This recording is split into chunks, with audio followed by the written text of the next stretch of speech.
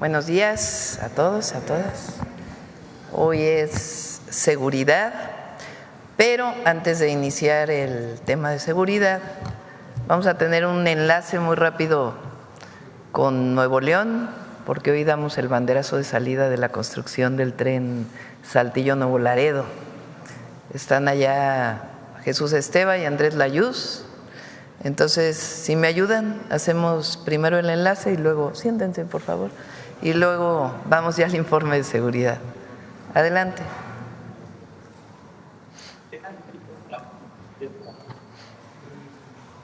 ¿No están? Pues entonces vamos a seguridad. Se quedaron dormidos allá. Bueno, no aquí, allá. Bueno, entonces vamos primero con Marcela. Al cerrar la conferencia, hacemos el enlace entonces. ¿Belmont? ¿Ya están? Bueno, entonces vamos al enlace y luego seguridad. Jesús, buenos días a todos. Buenos. Entonces vamos al enlace y luego Buenos días, Presidenta. Buenos días a todos. Buenos días, Presidenta. Con su permiso, el día de hoy nos da mucho gusto encontrarnos en el municipio de Salinas, Victoria.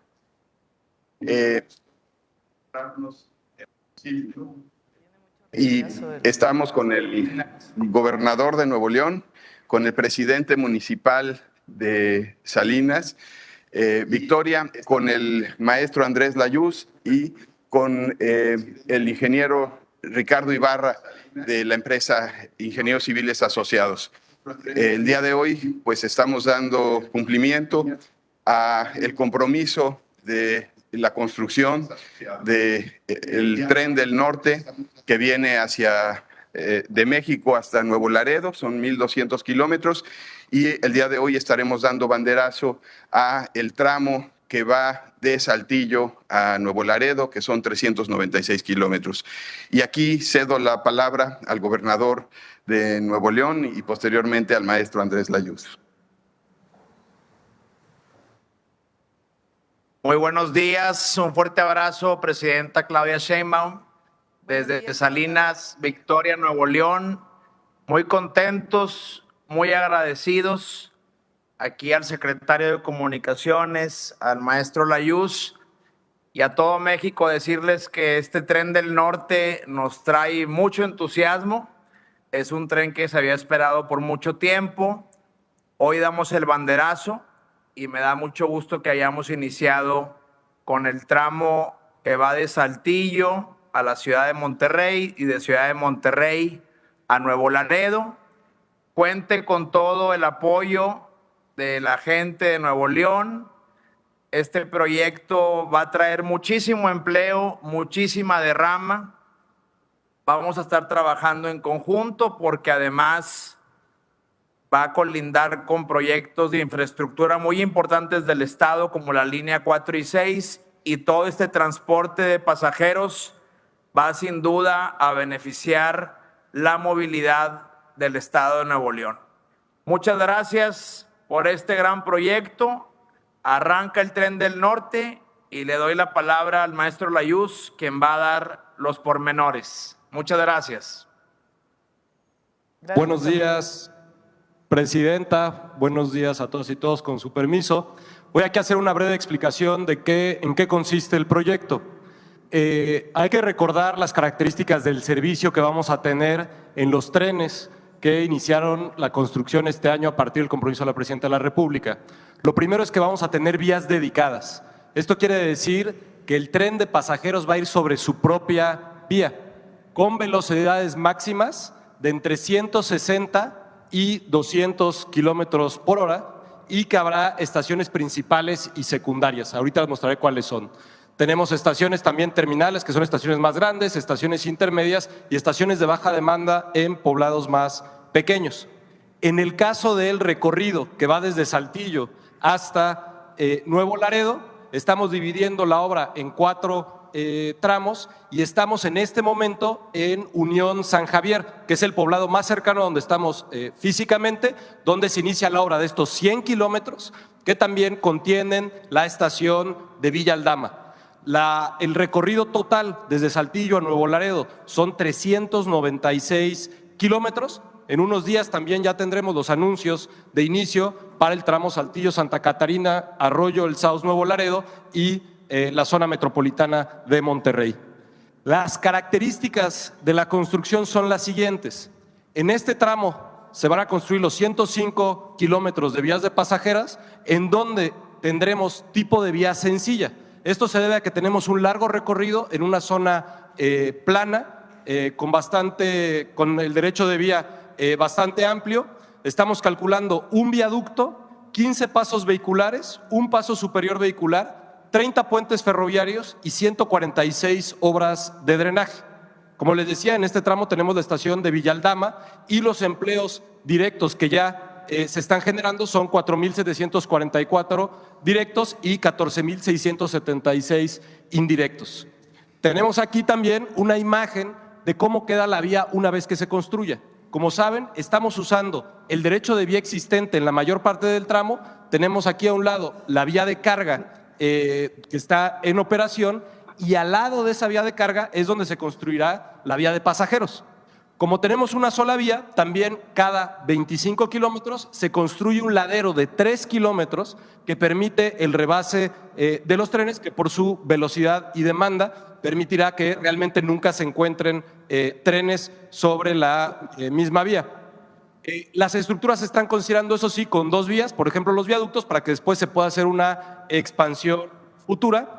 Y la empresa ICA, en términos de la estrategia de construcción, lo que hizo es dividir en 4 frentes este tramo de 100 kilómetros. Estamos en este momento en el primer frente de 20 kilómetros que se va a expandir en un sentido hacia el sur en el viaducto que van a construir, que tenemos aquí las características también del viaducto, y hacia el otro sentido, sobre todo van en terraplén, que es un terraplén de una altura de 1 metro.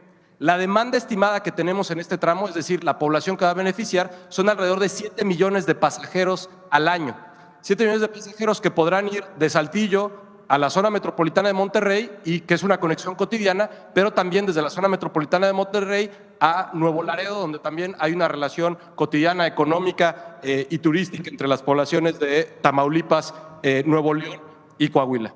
Eso es lo que tenemos. Muchas gracias. Gracias, Andrés. ¿Van a hacer banderazo?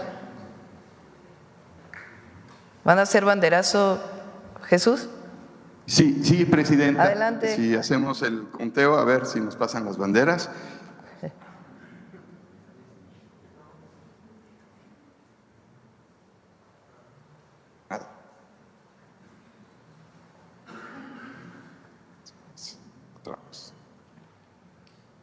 Bueno, pues estamos listos. 1, 2, 3. ¡Bravo! Bravo. Bueno, el día de hoy inicia la construcción del tren en el norte de Saltillo a Nuevo Laredo. Recuerden que este es el tren que va desde Ciudad de México hasta Nuevo Laredo. Se está construyendo México-Querétaro por los ingenieros militares, por el agrupamiento Felipe Ángeles. Y el siguiente tramo es este que estamos construyendo en el norte, y el próximo año ya vamos a licitar las siguientes partes. Bueno, ahora sí vamos al tema de seguridad.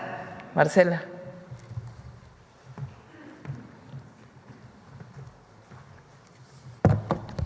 Con su permiso, presidenta.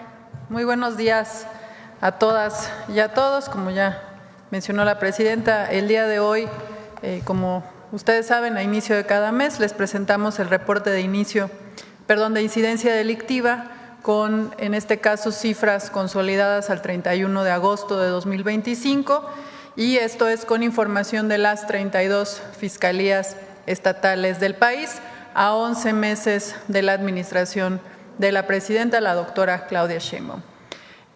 Si nos ponen la primera gráfica, gracias. En esta primera gráfica podemos ver la tendencia en el promedio diario de víctimas de homicidio doloso de forma mensual. Esta gráfica va de agosto de 2024 a agosto de 2025. Destaca la disminución de 32% de septiembre de 2024 a agosto de 2025. Como se puede ver claramente en esta gráfica, en los últimos 11 meses se ha presentado una tendencia sostenida a la baja. Iniciamos en septiembre, con el inicio de la administración, en 86.9 homicidios diario promedio en el país, y este agosto de 2025 cerró en 59.2 homicidios diarios en el país. Esta disminución, que como señalaba ya es de 32%, la siguiente por favor, implica que en agosto se registraron 27 homicidios menos que los registrados en septiembre de 2024. Ahora bien, si analizamos el promedio diario de homicidios durante los meses de agosto de los últimos años, la siguiente por favor. Agosto de 2025, como también se ve claramente en la gráfica, todos estos las barras son los meses únicamente de agosto de los últimos 10 años. Agosto de 2025 es el más bajo precisamente desde 2015. La siguiente, por favor. En lo que respecta a la tendencia durante este 2025, en esta lámina podemos ver los promedios de homicidio, pero de forma anual. En estos primeros 8 meses del año tenemos un promedio de 68.4 homicidios diarios. Esto, si comparamos el 2018, que se registraron 100.5 homicidios diarios, es una reducción de 32% en estos 7 años. A continuación, la siguiente, pasamos a las entidades federativas. Esta gráfica nos señala los homicidios dolosos a nivel nacional, pero la distribución a nivel estatal de enero a agosto del presente año. Como ha ocurrido en los últimos meses, identificamos que 7 estados concentran prácticamente la mitad, en este caso 51% del total de los homicidios dolosos del país. En este caso, en estos primeros 8 meses del año, el primer lugar lo ocupa Guanajuato, con 11.6% del total a nivel nacional. El segundo lugar está Chihuahua, que representa 7.3% del total nacional. Tercer lugar, Baja California, con 7.1%. En cuarto lugar está Sinaloa, también con 7.1%. Quinto lugar, Estado de México, con 6.6%. Le sigue Guerrero, con 5.9%. Y en séptimo lugar está Michoacán, con 5.5% del total nacional. Ahora, en la siguiente gráfica podemos ver esta misma distribución, pero únicamente del mes de agosto de 2025. En este caso, también 7 estados concentran el 49% del total de los homicidios. Encabeza la lista Guanajuato con 9.4% del total. Le sigue Chihuahua con 7.4% y en tercer lugar Baja California con 7.1%. Ahora, si observamos el promedio diario de homicidios dolosos por entidad federativa de septiembre, la siguiente por favor, de septiembre contra agosto de 2025, observamos que 28 entidades federativas disminuyeron en su promedio diario de homicidios dolosos. Destacan 6 estados en donde se registró una disminución de más del 50% en el promedio de homicidios. Está Zacatecas con menos 82%, San Luis Potosí con menos 71%, Quintana Roo con menos 67%, Nuevo León menos 63%, Querétaro con menos 61% y Tlaxcala con menos 57%. Ahora veremos puntualmente algunos estados, sobre todo estados que en un inicio de la administración concentraban la mayor cantidad de homicidios para ver sus tendencias en los últimos meses. Iniciamos con Guanajuato, la siguiente, gracias. Vemos, como ustedes saben, durante los primeros meses de la administración se registró un incremento entre septiembre y febrero. Sin embargo, después de detenciones importantes de generadores de violencia realizadas por el Gabinete de Seguridad, en marzo pasado, los homicidios han presentado una disminución en estos meses del 56.1%, pasando de 12.7 homicidios diarios en febrero a 5.58 en este agosto que acaba de concluir. En la siguiente, por favor, este es el estado de Baja California. Se muestra también una tendencia, como pueden ver, sostenida a la baja. En este caso, la disminución es de 41.2% en el número de homicidios diarios promedio, mientras que en septiembre de 2024 se registraron 7.13 homicidios diarios en promedio. En agosto esta cifra fue de 4.1. En la siguiente gráfica, por favor, podemos ver el comportamiento de este delito en el Estado de México. También toda la línea de agosto de 2024 a agosto de 2025. Si comparamos el inicio de la administración contra agosto que acaba de concluir, hubo una disminución de 41.2%. Se pasó de 6.63 homicidios en septiembre del año pasado a 3.9 homicidios promedio en agosto de 2025. La siguiente gráfica muestra, en este caso, la evolución que ha tenido este delito en el estado de Sinaloa, como es de todos conocidos. En septiembre de 2024 hubo un incremento significativo en el número de homicidios dolosos. Sin embargo, desde entonces, podemos ver que desde junio hay una tendencia de 2 meses con reducción, que es de 44.4%. De hecho, destaca que este agosto, que cerró con un promedio de 3.84 homicidios diario promedio, es el más bajo desde septiembre del año pasado.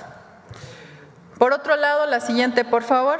En cuanto a los delitos de alto impacto, esta gráfica muestra la tendencia a nivel nacional de agosto de 2024 a agosto de 2025. Como se puede ver en la lámina, entre septiembre y octubre de 2024 se tuvo un ligero incremento. Sin embargo, vemos en el resto del tiempo una tendencia sostenida a la baja y podemos reportar una disminución de 21% en los delitos de alto impacto, pasando de 603.6 delitos de alto impacto que se registraban en promedio al día en septiembre a 477 delitos durante este agosto.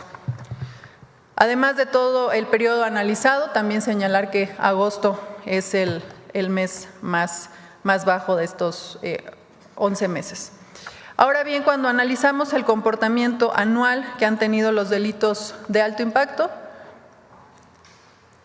también se observa una tendencia a la baja. Si comparamos los últimos 8 años, podemos ver en la lámina que en 2018 el promedio diario de delitos era de 969.4, mientras que en agosto de 2025, el promedio de este 2025, es de 527.8, lo cual representa una disminución de 45.6%.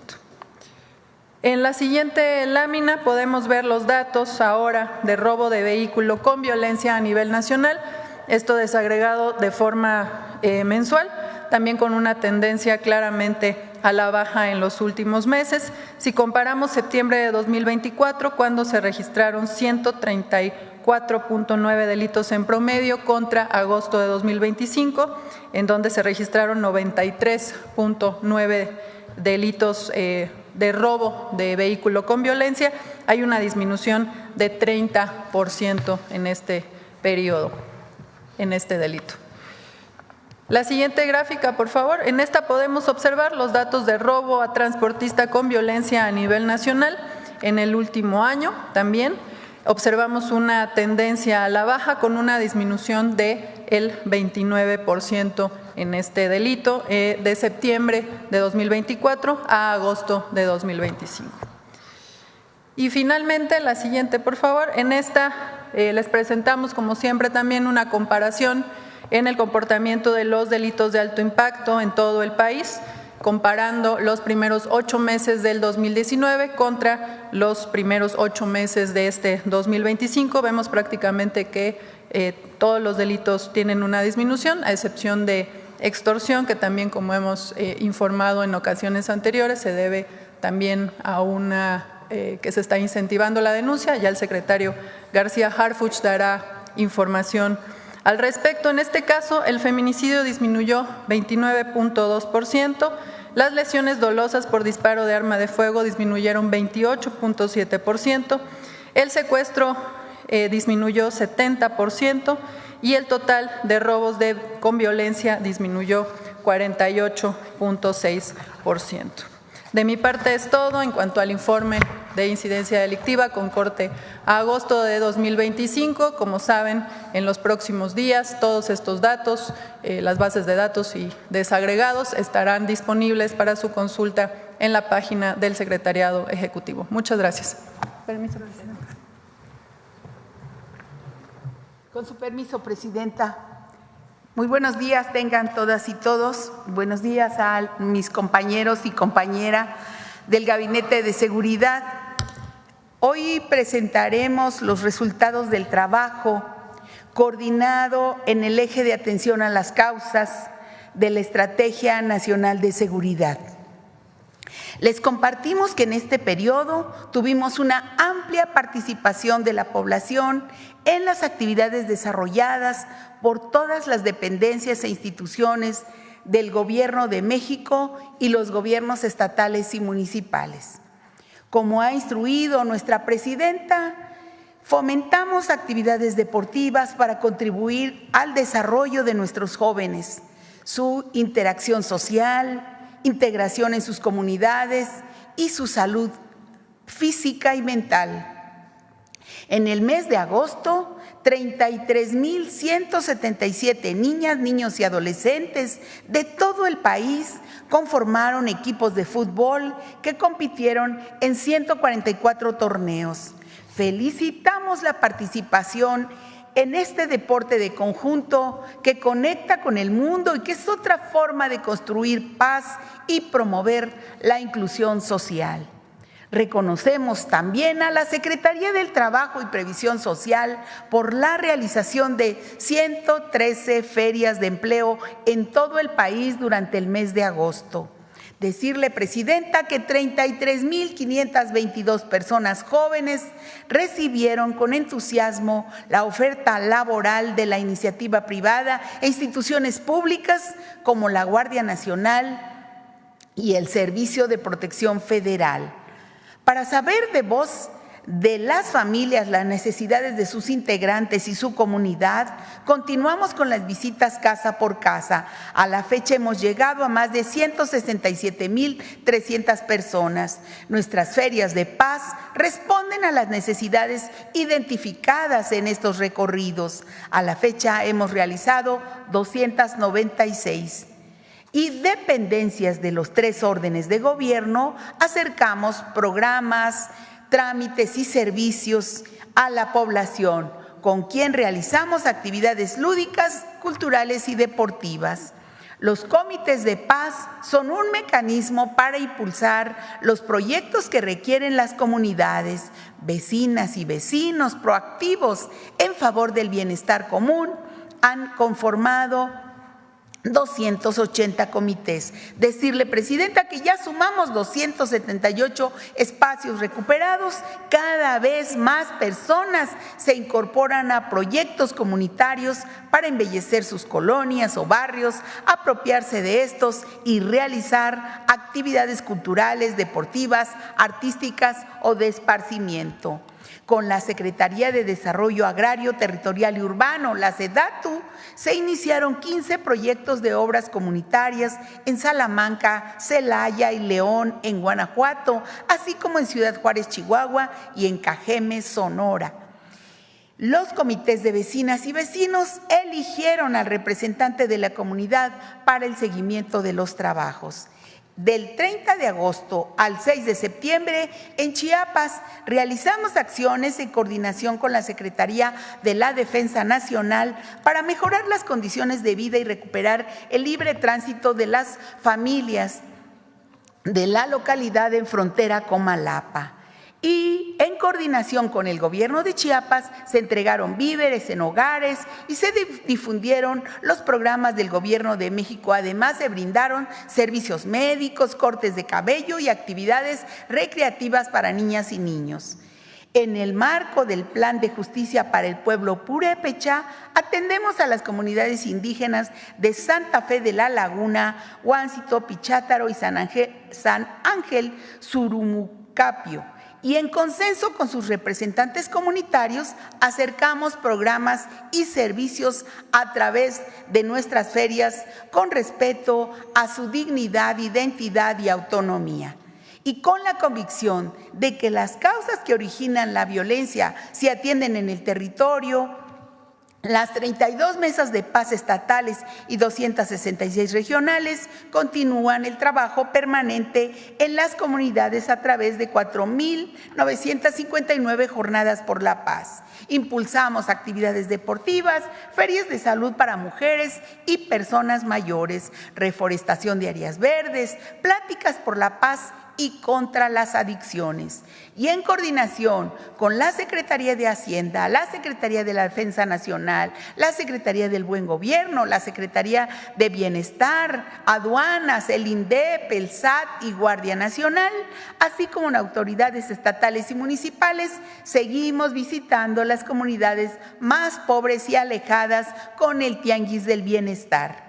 Entregamos a la población enseres domésticos, telas, ropa, artículos de primera necesidad nuevos, gratuitos, que fueron decomisados en aduanas. Y del 25 al 30 de agosto visitamos los municipios General Heliodoro Castillo y Quelchultenango en la montaña de Guerrero. Con este programa se han beneficiado a más de 48,000 familias de 19 municipios y en los estados de Guerrero y Oaxaca, devolviendo lo que por derecho les corresponde. Nuestro agradecimiento a la Secretaría de la Defensa Nacional, también a la Iglesia Católica que nos presta los atrios, con quienes coordinamos el programa Sí al Desarme, Sí a la Paz, que ha realizado ya en 29 entidades. El día de ayer iniciamos en el municipio de Tlaquepaque, Jalisco. Invitamos a la población a participar. Y del 10 de enero a la fecha se han canjeado por dinero en efectivo y de manera totalmente anónima un total de 5,890 armas de fuego, de las cuales 1,760 fueron armas largas, 3,492 armas cortas, 638 granadas, así como cartuchos y cargadores. También promovemos la cultura de paz y la resolución de conflictos a través del diálogo entre niñas, niños y adolescentes con el intercambio de juguetes bélicos por juguetes educativos. A la fecha hemos canjeado más de 5,000 objetos. Con los esfuerzos coordinados de las dependencias de los 3 órdenes de gobierno, ha sido posible brindar 3,454,000 atenciones a 2,240,000 personas. Nuestro agradecimiento a todas las secretarías, dependencias federales, estatales y municipales por su contribución. Y como lo ha señalado nuestra presidenta, vamos bien y vamos a ir mejor. Seguiremos trabajando en beneficio de todas y todos. Muchas gracias por su atención y gracias que nos permiten servirles. Gracias.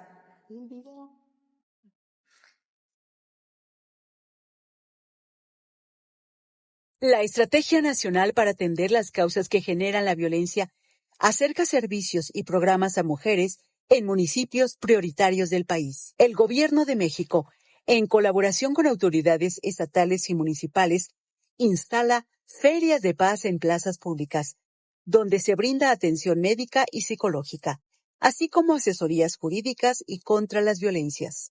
Está súper bien que hagan este tipo de programas o ayudan mucho a la comunidad y pues está muy bien, la verdad.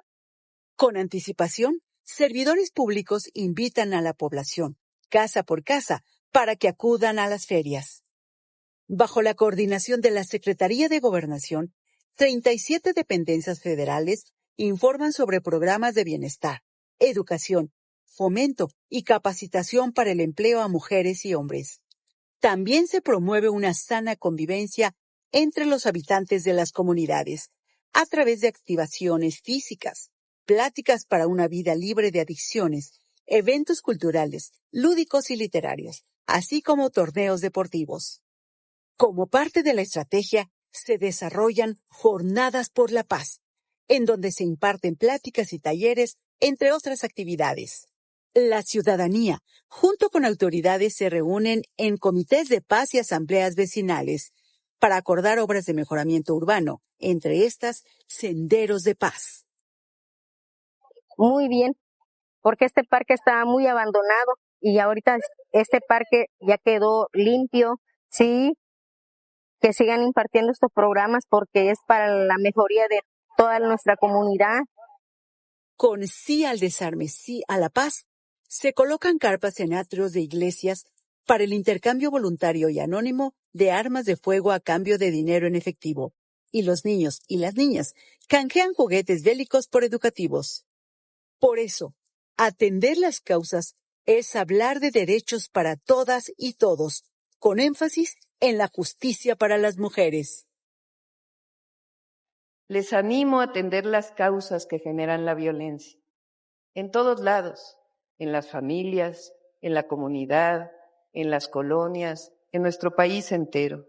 Abrazar la bandera de la paz, no solo con las manos, sino con los actos. A educar para la convivencia, a sembrar esperanza.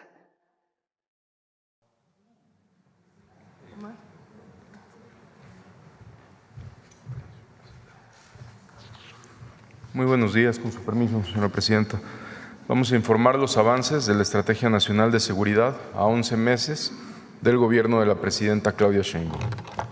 En esta administración, la presidenta ha impulsado acciones para mejorar la coordinación entre las instituciones que conforman el Gabinete de Seguridad y los estados de la República, con el fin de ser más eficientes, reducir la criminalidad y combatir la impunidad.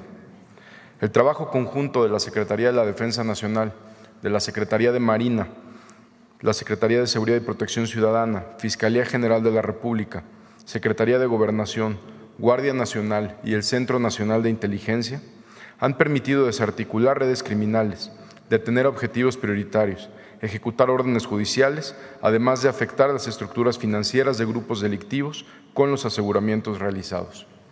En las últimas 2 semanas se han detenido a 1,600 personas por delitos de alto impacto.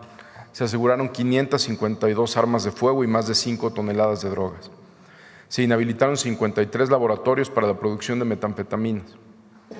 Asimismo, del 1 de octubre del 2024 al 8 de septiembre del 2025, más de 32,400 personas han sido detenidas por delitos de alto impacto. Más de 16,000 armas de fuego y 245 toneladas de droga, entre ellas más de 3,600,000 pastillas de fentanilo. En 22 estados de la República, el Ejército y la Marina han inhabilitado 1,400 laboratorios dedicados a la producción de metanfetamina. Con esto se ha evitado que millones de dosis de droga lleguen a las calles y que cientos de millones de pesos lleguen al crimen organizado. Con esto se detiene el ingreso para evitar la corrupción, la compra de más armas e impedir el reclutamiento de jóvenes.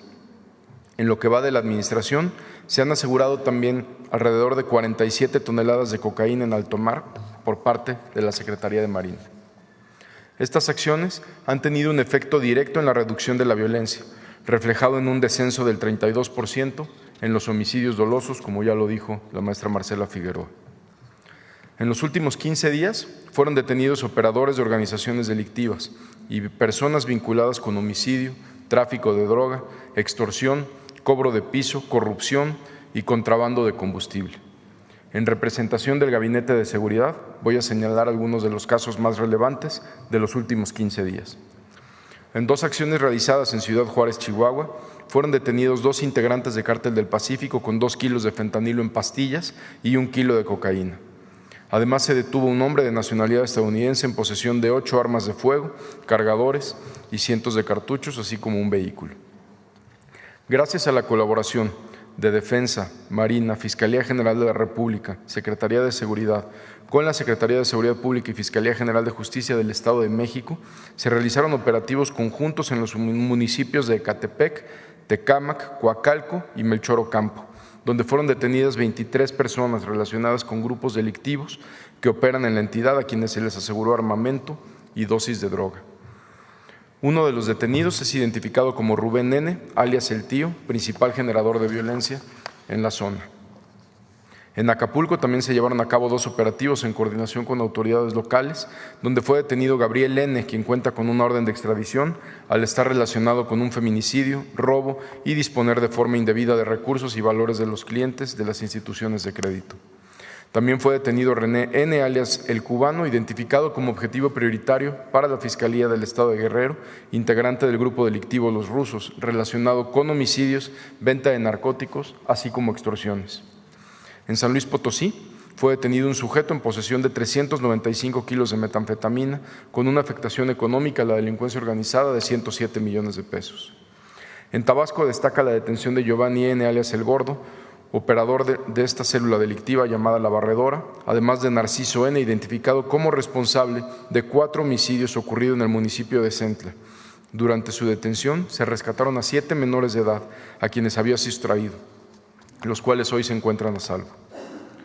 Resultado del reforzamiento a la seguridad en el estado de Sinaloa, en el último mes fueron detenidas 95 personas, 292 armas de fuego, 109,000 cartuchos y más de 27 toneladas de droga, entre ellas 72 kilos y cerca de 83,000 pastillas de fentanilo.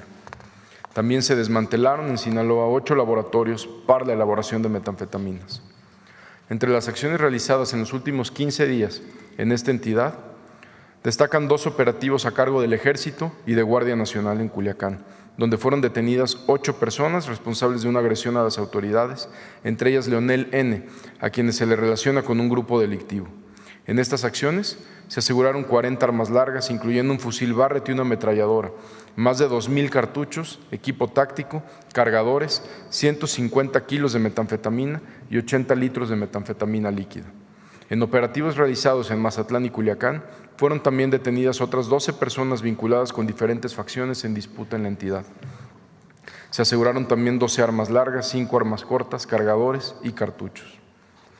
Como parte de la política de cero tolerancia a la corrupción instruida por la presidenta Claudia Sheinbaum y resultado de trabajos de investigación del Gabinete de Seguridad, tras el aseguramiento de 10 millones de litros de diésel en Tampico, Tamaulipas, en el mes de marzo, fueron detenidas en la Ciudad de México, Nuevo León, Tamaulipas y Veracruz 15 personas, entre las que se encontraban empresarios y algunos servidores públicos relacionadas con el mercado ilícito de combustible, como se informó el domingo en conferencia de prensa.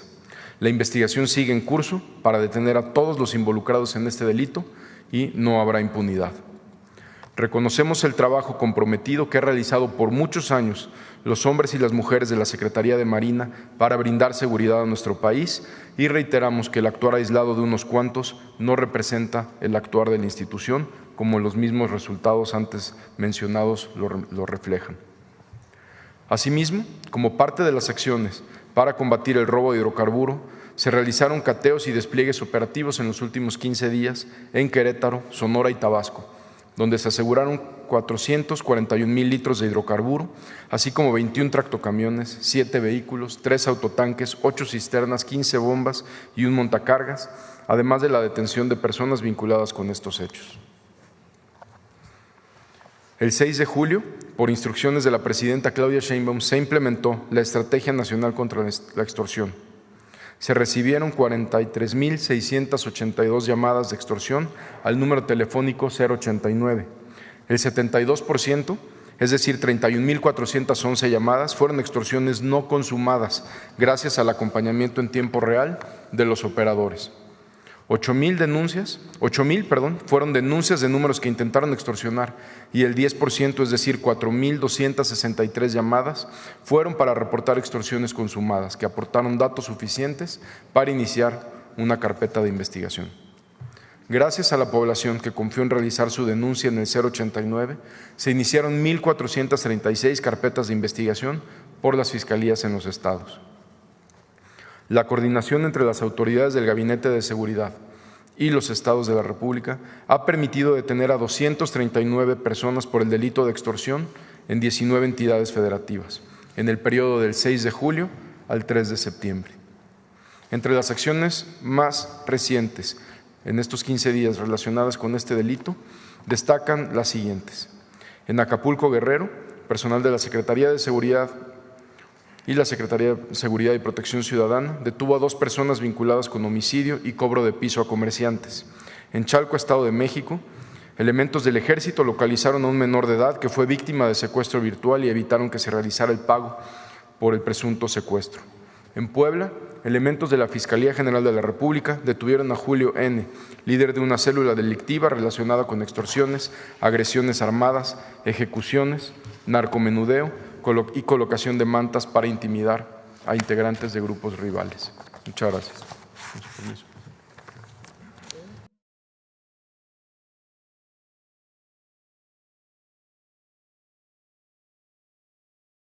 Desde octubre de 2024, el Gobierno de México dio un impulso decidido hacia la construcción de un país más seguro, mediante la Estrategia Nacional de Seguridad.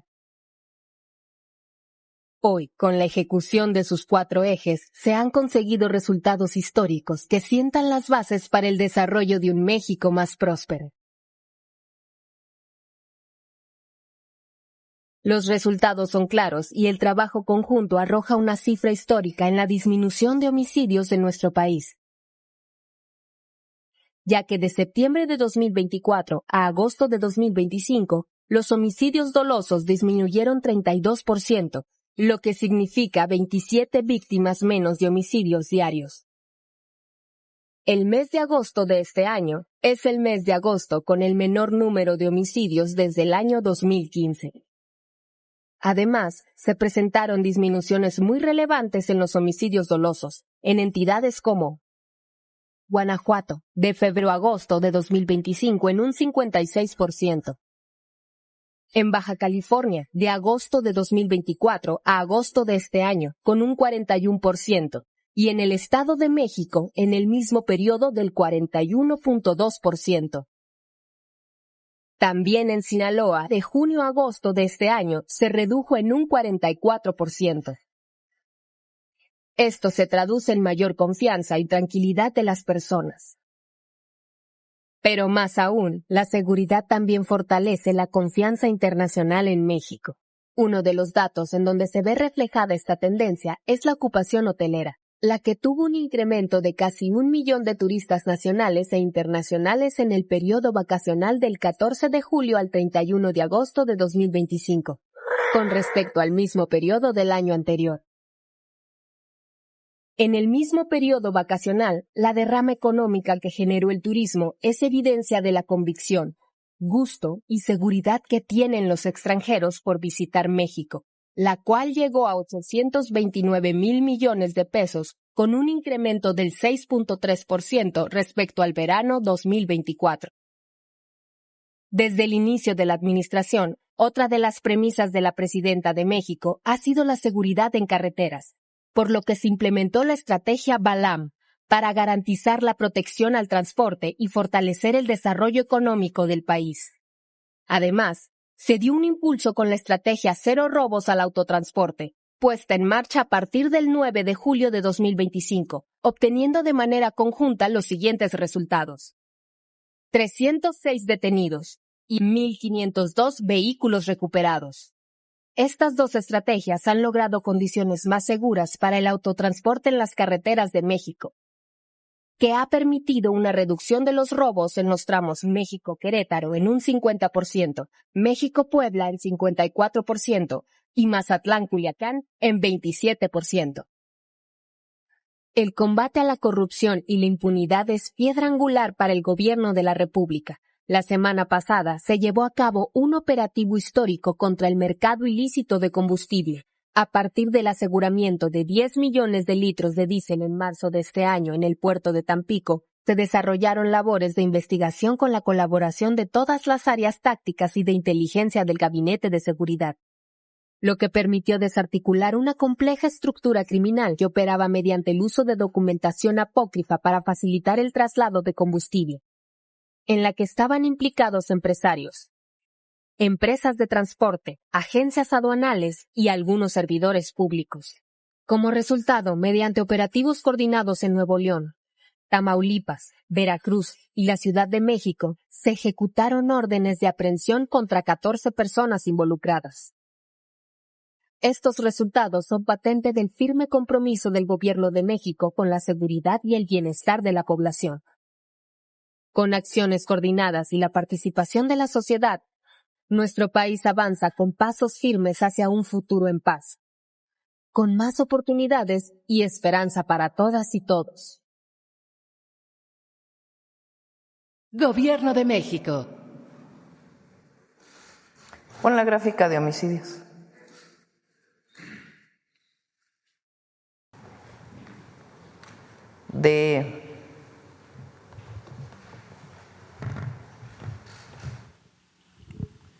De septiembre de 2024, nosotros recuerden entramos el 1 de octubre, septiembre del 2024, que tuvo en promedio 86.9, más bien que tuvo 86.9 homicidios diarios en promedio.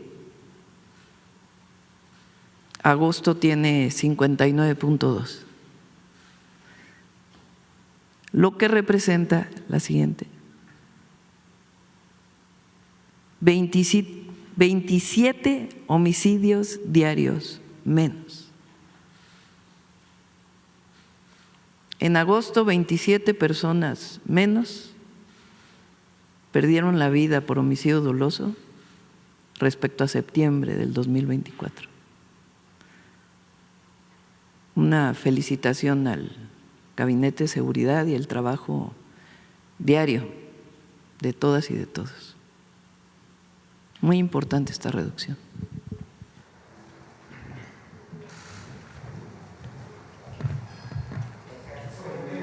Adelante, vamos. A ver, ayer te quedaste, Arturo. Gracias, presidenta. Arturo Páramo, Grupo Imagen. Quisiera preguntar acerca de lo que sucedió ayer con el suicidio, al parecer, de un integrante de la Marina involucrado con el caso del huachicoleo que se dio a conocer el fin de semana. No sé si el señor fiscal ya tenga algún conocimiento de este caso, nos puede hacer algún comentario acerca de lo que, no sé, de las primeras indagatorias de este caso, y también pues insistir lo que desde el domingo se ha dicho, de que desde la administración pasada se tenían ya indicios, datos, pruebas de este caso y se tardaron más de 2 años, aproximadamente 2 años, en dar los resultados que se anunciaron el fin de semana pasado. Si nos pudiera comentar, fiscal, ayer la presidenta nos decía que tenía que estar bien fincadas las denuncias, las pruebas, para que no hubiera ningún pues obstáculo para obtener las órdenes de aprehensión y poder hacer las detenciones. Si nos puede comentar cómo fue todo este proceso durante este tiempo. Antes de darle la palabra al fiscal, sí. Primero lamentamos mucho la muerte de este marino, nuestro apoyo y solidaridad a la familia. No hay certeza de que él estuvo involucrado en este proceso. Entonces, pues vienen las investigaciones, pero primero nuestra solidaridad a la Marina y a la Armada de México y, por supuesto, a los familiares. Segundo, y es muy importante, esta investigación surge además de las denuncias que había antes, que ahora nos puede comentar el fiscal, de que se encontró un buque ¿En qué mes fue, Omar? En marzo. En Altamira, ¿no? En Tampico. Un buque, ayer lo expliqué, que presuntamente, digo presuntamente porque eso es lo que decían los papeles, venía con un compuesto químico que tenía un permiso temporal de importación. Cuando se hace el análisis de lo que tiene el buque, se encuentra que es diésel. Y de ahí se da seguimiento al propio buque, a las pipas que cargaron, a dónde fueron almacenadas, y de ahí viene esta investigación que llega a los 14 detenidos y sigue la investigación, así como otros casos que hemos encontrado ya en nuestra administración de combustible que estaba entrando por fronteras que supuestamente traía otro químico o otra sustancia, pero que en realidad era combustible. Eso por un lado, y de ahí las investigaciones y el fiscal puede comentar más. Entonces fue en marzo que se encuentra este buque y de ahí vienen todas las investigaciones. Algo muy importante que ayer no comenté: la Marina Armada de México es una gran institución. Las Fuerzas Armadas son grandes instituciones del Estado mexicano y la Marina es una gran institución reconocida por el pueblo de México como la que tiene mayor reconocimiento, muy cerca la Secretaría de la Defensa Nacional. El que haya 1, 2 o 3 elementos que hayan estado involucrados en un lamentable hecho como este, habla bien de la institución, que la propia institución haya participado en la investigación, colaborando con la Fiscalía para llegar a las últimas consecuencias. Y sigue la investigación. Esto es muy importante, muy importante. Primero porque habla de la integridad del almirante Morales y su trabajo. Segundo, porque nosotros no acusamos a nadie que no esté dentro de las líneas de investigación, sino sencillamente donde hay pruebas. Y tercero, aunque es un hecho lamentable, fortalece a la institución, a la Marina. Eso no lo comenté ayer, pero es algo muy importante, porque cero impunidad a la corrupción y a los delitos, pues tiene que ver con esto, con que ahí donde se encuentra que hay un problema, ahí se actúa. Entonces, mi reconocimiento a toda la Marina, a la Secretaría de Marina, a la Armada de México, por supuesto, a las Fuerzas Armadas, y este caso pues muestra de elementos que se corrompieron y que una vez que se descubre a partir de las investigaciones que hay que estaban involucrados, se actúa con cero impunidad. Esto es fundamental en nuestro país y también el reconocimiento a todas y todos los que conforman la Secretaría de Marina. Adelante, fiscal. Buenos días. El primer tema, ¿cuál es? El primer tema, si ya nos puede dar alguna información del caso de la persona que ayer se quitó la vida, al parecer se quitó la vida. Ese es un hecho que no es un delito federal, es una situación totalmente de orden personal a la que debemos de tener un gran respeto. Estamos esperando la información de lo que ocurrió. Debo decirle que esa persona no estaba vinculada con ninguno de los casos que estamos llevando. Entonces es un asunto de otra naturaleza. La segunda, insistir un poco en lo de que ya adelantaba el domingo. Desde el momento en que se dieron los primeros indicios, las primeras pruebas por parte de la Secretaría de Marina en la administración anterior, hasta el momento en que se anuncian las detenciones, ¿cuál fue el proceso? Para los que tal vez no somos doctos en esto, pareciera mucho tiempo.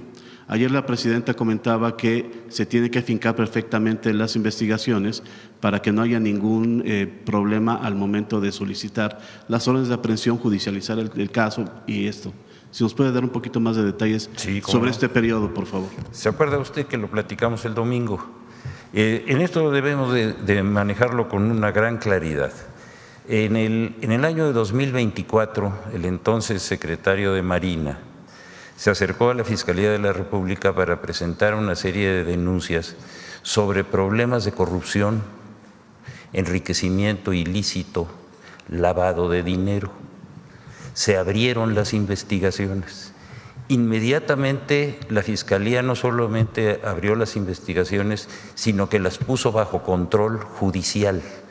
Es decir, a partir de ese momento, todas las diligencias que se hicieron en esos temas fueron bajo control judicial. Se le dio, porque era el tipo de delitos, inmediatamente vista a la UIF, al SAT, a Hacienda, y se empezó a armar toda una investigación sobre ese tipo de delitos. Y va a seguir adelante y ha seguido. Coincidentemente con eso, en el mes de marzo, se llevaron a cabo 2 acciones en las que estuvo fundamentalmente la Secretaría de Seguridad y la Fiscalía, tanto en Ensenada como en Altamira, donde se encontraron depósitos enormes de combustible que no habían sido declarados. Asunto que aparentemente podía parecer distinto del otro que se estaba llevando. Cuando juntamos toda la información, se dio el vínculo. Y al darse ese vínculo, nosotros de inmediato fuimos ante los jueces y les pedimos las órdenes de aprehensión. Las órdenes de aprehensión se dieron no solamente por todo lo que habíamos investigado en materia de corrupción, sino por estos hechos nuevos que estaban vinculados. De esa manera se obtuvieron las primeras órdenes. Todas esas personas, ya prácticamente salvo 2 que estaban fuera del país, están detenidos y hoy en la madrugada nos dieron la vinculación a proceso de todos ellos. Yo creo que con esto queda suficientemente claro. Los 14 entonces. Sí, señor. Muchísimas gracias. A usted, señor. Presidenta, si me permite otra pregunta acerca de el paquete fiscal, el paquete económico que se entregó ayer a la Cámara de Diputados, con la salvedad de que al rato va a haber una rueda de prensa del secretario de Hacienda. Si nos pudiese comentar, estos incrementos a impuestos a refrescos, tabaco, videojuegos, ¿es parte de la estrategia que se tiene para tener mayor recaudación, Presidenta? Es de salud. En el caso de bebidas azucaradas, y tiene que ver, todos los fondos que se recauden van directamente a un fondo de salud. Y tiene que ver con lo que hemos estado hablando aquí del daño que provocan las bebidas azucaradas. Es una decisión no recaudatoria, sino que tiene que ver con la salud de las y los mexicanos. Va a venir el jueves, yo creo, la Secretaría de Salud. Van a dar mucha información, todavía más, de las bebidas azucaradas, y la recaudación relacionada con eso va directo a un fondo de salud para atender todas las enfermedades o padecimientos que están vinculados con el exceso de consumo de bebidas azucaradas. ¿El tabaco? Igual. Es lo mismo, es lo mismo. ¿Videojuegos? Tiene que ver con temas de seguridad. Ok. Gracias. Ya vamos a hablar en algún momento de videojuegos. Y evidentemente no vamos a entrar a un tema de prohibición, pero sí de la atención que deben prestar padres y madres de familia al uso de los videojuegos y qué tipo de videojuegos, cómo se usan en línea, en fin, estamos trabajando sobre ello y en una de las reuniones o de uno de los informes de seguridad vamos a hablar de ello. Gracias. Por último, de mi parte, hay un tema que pues creo que todos hemos visto, los que acudimos aquí al centro histórico. Es el desbordamiento del comercio, Presidenta. En los últimos días, sobre todo en el Zócalo, en el mismo Zócalo, en las calles que tenemos aquí a los lados, la calle Peatonal Madero, todas las calles del centro histórico han tenido un fenómeno de incremento del comercio informal. Parecería un tema local que podría tratarse en el edificio de enfrente, pero usted lo conoce muy bien. El centro histórico es una zona patrimonial declarada por la UNESCO junto con Xochimilco como Patrimonio de la Humanidad. Esa declaratoria está sujeta al cuidado de esta zona patrimonial. En un trabajo que hicimos en imagen en Excelsior, van 14,000 los comerciantes que se estima que están en el centro histórico. ¿Qué se puede hacer, Presidenta, para que pues, esta zona que es patrimonial se siga conservando, se respete el derecho al trabajo de la gente, pero que todos estos espacios que hemos visto que están invadidos puedan quedar libres para lo que son, para el disfrute de la gente? Vamos a pasarle el tema a la jefa de gobierno. Le corresponde a la jefa de gobierno el cuidado del centro histórico. El comercio en vía pública pues tiene que respetar también el paseo peatonal, tiene que haber espacio para unos, para otros. Hay acuerdos que se tomaron históricamente con distintos grupos de los vendedores en vía pública, entonces pues le corresponde al gobierno de la ciudad. Y es importante que haya respeto entre todos, que haya espacio para unas cosas y espacio para el disfrute del peatón, de los turistas, de los que pasean, de los que trabajan en el centro histórico. Siempre tiene que haber pues un balance. Entonces pues vamos a comentárselo a la jefa de gobierno. Muchas gracias. Sí. Vamos a ver aquí.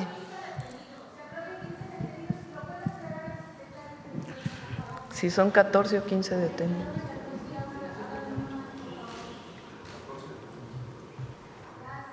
Fueron 14 detenidos. 14. Presidente, buenos días. Israel Aldave, de Grupo Fórmula. Buenos días a todos. Con el debido respeto al elemento de la Secretaría de Marina, preguntarle, Presidenta, si hay evidencia de que se suicidó o lo asesinaron. Bien, yo creo que por respeto a la familia es algo que la Secretaría de Marina ya dará la información. Yo creo que hay que siempre tener una parte de sensibilidad en estos casos. Entonces, le pedimos ahí a Secretaría de Marina que en su momento pueda, ya con las investigaciones de la Fiscalía Estatal o local, informar las características de lo que pasó y por lo pronto, pues más bien nuestra solidaridad a la familia y a la propia Secretaría. Sí, gracias, Presidenta. Continuando en este mismo caso, esta red criminal, si me permite llamarla así, que encabezaba el vicealmirante Farías, ¿tienen ustedes alguna información de que haya sido el autor intelectual del asesinato del delegado de la Fiscalía General de la República justamente en Tamaulipas? Omar. No, como lo mencionó el señor fiscal el domingo en la conferencia, no tiene nada que ver un asunto con otro, ni están relacionadas ninguno de los detenidos, de los 14 detenidos, con el caso del delegado de Tamaulipas. ¿Y en qué va esa investigación del asesinato del fiscal? Es una investigación que tiene la Fiscalía General de la República en curso. Ok. En este mismo caso, hay orden de aprehensión en contra del exgobernador del estado de Baja California, Ernesto Rufo. También se habla del exsenador de Morena, Ricardo Novelo, que era el dueño del predio en donde se encontraron estos tanques de huachicol en el estado de Baja California. ¿Tienen alguna información de esto? Omar, ¿qué quieres? Al momento, ninguno de las dos personas que usted mencionó cuenta con orden de aprehensión. Ninguno de los dos. Gracias. Y ya finalmente, en otro caso, preguntarle, si me permite, Presidenta, al señor fiscal, ¿en qué va la investigación del exsecretario de Seguridad del estado de Tabasco, Hernán Bermúdez? ¿Lo tienen ubicado? ¿Está vivo? Que pudiera darnos más información. Y si ya ha declarado en este caso el exgobernador, ahora senador, Adán Augusto López. En ese tema, que como ustedes saben muy bien, se inició en el gobierno del Estado por asuntos de carácter local. Cuando se nos dio vista del caso del que era secretario particular del secretario de Seguridad, nos dieron vista en razón de delitos de carácter federal, sobre todo de delitos patrimoniales. Actuamos de inmediato, obtuvimos la orden de aprehensión, lo detuvimos, está sujeto a proceso y está en la cárcel. Otro de sus ayudantes, que fue detenido por la Secretaría de Seguridad, se acogió a un criterio de oportunidad y nos ha estado dando una información muy valiosa que nos han permitido ya primero establecer la ficha roja, hablar con todas las autoridades de Interpol de todo el resto del mundo y estamos trabajando para localizar a esta persona. Cuando esta persona, que la vamos a localizar, eso no cabe duda, porque Interpol es muy eficiente, vamos a tener toda la información que aclare este asunto. Muchas gracias. El exgobernador Adán Augusto López ya declaró en este caso. Lo han llamado ustedes a declarar. La Fiscalía no puede llamar a personas que no tienen una vinculación directa. Necesitamos obtener la aprehensión de este individuo y a partir de ese momento vamos a saber quiénes son los que están involucrados. Presidenta, por otra parte, en esta reciente reunión que sostuvo usted con el secretario de Estado norteamericano Marco Rubio, habló de que al gobierno de nuestro país le interesan que sean traídos al territorio nacional para que rindan cuentas ante la justicia mexicana algunos objetivos criminales. ¿Nos podría decir quiénes son estos objetivos que le interesan al gobierno? No sé si lo pueda comentar. Lo que le solicitamos a Marco Rubio, ¿en qué caso está relacionado? Sí, lo comento. ¿Sí? Son sobre el caso Ayotzinapa. Se lo habíamos comentado a los familiares, padres y madres. Son 2 personas que se está pidiendo su extradición y se lo comenté personalmente al secretario del Departamento de Estado. Fueron solamente estas 2 personas. Presidenta, ya por otra parte, si me permite finalmente… Y por la sensibilidad de lo que significa para nuestro país este caso. Por otra parte, si me permite, Presidenta, dice la DEA, la Agencia Antidrogas norteamericana, que le asestó un duro golpe al cártel de Sinaloa los últimos días del pasado mes de agosto. Hablan de que hubo acciones tanto en los Estados Unidos como a nivel internacional. No dan los nombres de qué países estuvieron, en qué se llevaron a cabo estas acciones. ¿En México sucedió algo así? Omar. ¿Alguna incursión? En México hemos estado teniendo detenciones relevantes de manera permanente relacionadas con el cártel de Sinaloa, relacionadas con un operativo o gran operativo de la DEA internacional y que involucra a México, no hemos tenido ninguna operación en conjunto. Muchas gracias. A ver, ¿quién más? A ver, acá se quedó desde ayer.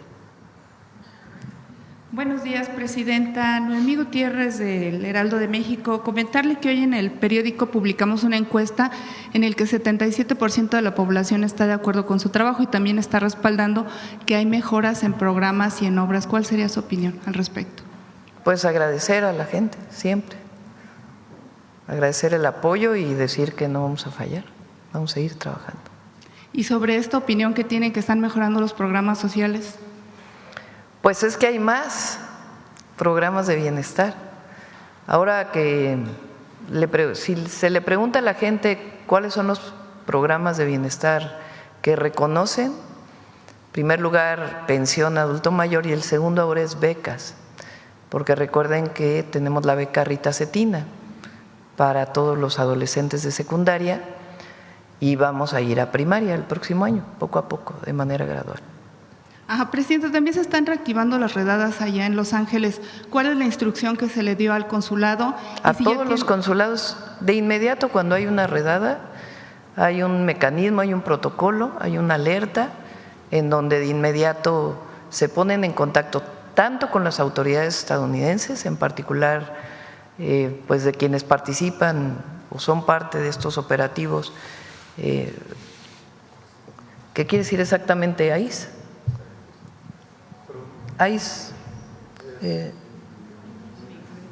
a ver si me ayudan con la traducción, con ICE, con CBP, que son el nombre en inglés de estas dos instituciones, que son quienes realizan estas acciones que consideramos nosotros injustas. De inmediato los consulados en el lugar donde ocurre tienen un protocolo, hablan primero con ellos, informa a la Embajada de México en Estados Unidos, de igual manera a la Cancillería aquí, el subsecretario Roberto Velasco de inmediato también alerta o funcionan estos protocolos de alerta. De inmediato se ponen en contacto con las autoridades para ver si hay mexicanas y mexicanos y de inmediato se va a los centros de detención para poder entrar en contacto con ellos, que sepan que el consulado está ahí y si lo desean poder utilizar los apoyos del consulado. Ajá, presidenta, y también ahí mexicanos en Chicago estaban anunciando que a lo mejor se cancelaban los festejos patrios. ¿Cuál sería su llamado a la comunidad mexicana en Estados Unidos ante este temor de redadas sobre esta celebración que es muy mexicana? Bueno, son decisiones que tienen que tomar ellos. Vamos a ver la Cancillería, en particular en Chicago, qué es lo que nos plantea. Algunos han planteado que no se realice. Yo pienso que si se hace de manera pacífica, relacionado con la independencia, pues no tendría problema. Pero vamos a ver cuál es la opinión de Cancillería para no cometer algún error. Muchas gracias. Sí, bueno, a ver seguridad aquí. Luego vamos para acá. Buenos días, presidenta. Elia Cruz de La Hoguera.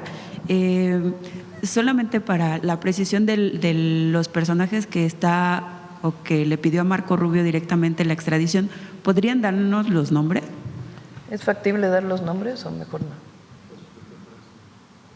Sí. ¿No? ¿Secrecía? ¿No? Okay. Por eso hasta pregunté si podía decir sobre qué caso se relacionaba, porque es importante por el proceso. Sí. En el tema de esta red de corrupción de Huachicol Fiscal, presidenta, hay unas versiones que indican que la propia Secretaría de Marina habría iniciado la investigación hace 2 años, que fueron quienes el almirante secretario el que se habría dado cuenta de esta situación y por eso inició la investigación y después de eso ya daría vista a la Fiscalía. Quisiera preguntarle al almirante secretario si esto es así, porque también indican que esta investigación continúa de forma interna. No sé si quiera contestar algo, almirante.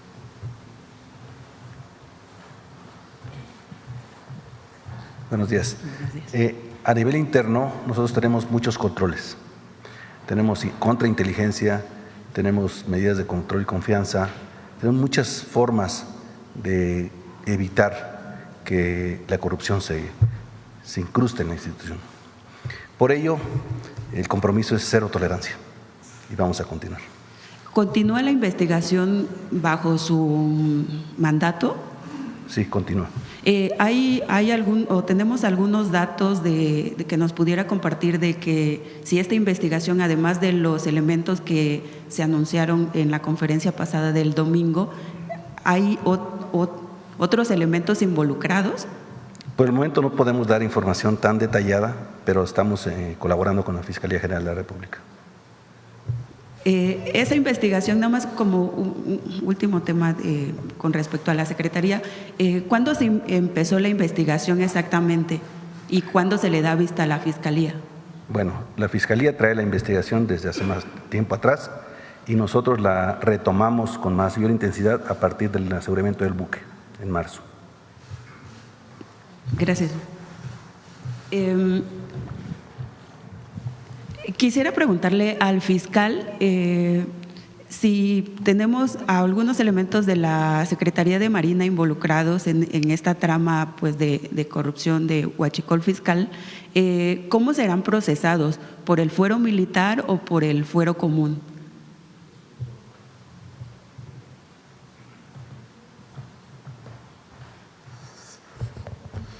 Los procesos son procesos de carácter federal que no están vinculados directamente con la función específica de las Fuerzas Armadas en sus tareas internas. Es por hechos delictivos que están establecidos en el Código Penal Federal y por eso se les está procesando. Es decir, por el fuero común. Por esa claridad. Ok, gracias. Presidenta, ¿su gobierno tiene alguna cifra a cuánto asciende el desfalco de esta red de corrupción, de ese ingreso que no llegó al erario público? Sí hay cálculos, no sé si los tengamos en este momento. La Secretaría de Energía, a partir del aseguramiento de este buque, vio incrementada la venta de combustibles, particularmente de diésel, en el norte de la República. Es decir, de alguna manera llegaba a algunas de las estaciones de servicio del norte de la República. El monto exacto de cuál es el daño, no sé si ya lo tienen estimado, pero se está trabajando en ello y la Secretaría de Energía lo tiene y se los damos más adelante. ¿Nos los pasan más tarde? Sí. Muchas gracias.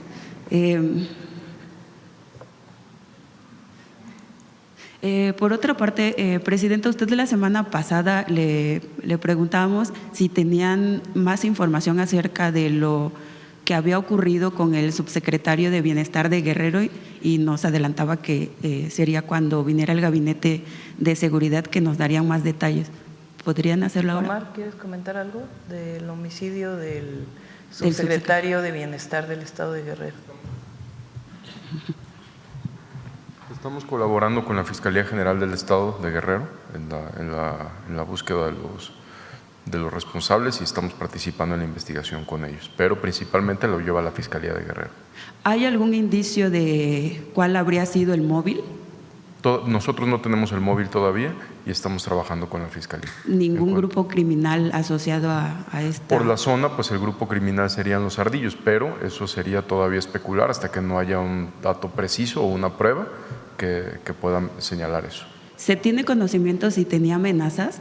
No tenía amenazas hasta donde tenemos conocimiento y no tenía ninguna vinculación con ningún grupo delictivo hasta donde teníamos conocimiento también. Sin embargo, repito, es una investigación en curso con la Fiscalía del Estado de Guerrero que cuando tengamos más información, como siempre, lo daremos a conocer de manera completa. Muchas gracias. Presidenta, en otro tema, ayer el Congreso de Perú se adelantaba a que piden declarar la persona no grata por los dichos que usted ha expresado acerca del presidente, del destituido presidente Pedro Castillo, que usted le llama legítimo y ellos dicen que eso es una intromisión, una agresión a su país. No es una agresión. Recibí aquí al abogado del presidente Pedro Castillo, que desde nuestro punto de vista vivió un golpe de Estado y me solidaricé con él. Eso fue lo que hice. Es una política que viene desde el gobierno del presidente López Obrador, en este caso, como en el caso de Ecuador, de romper relaciones con el Ecuador por la invasión que tuvo nuestra embajada. Nosotros mantenemos el mismo criterio. Entonces, no importa. Nosotros vamos a mantener nuestra posición.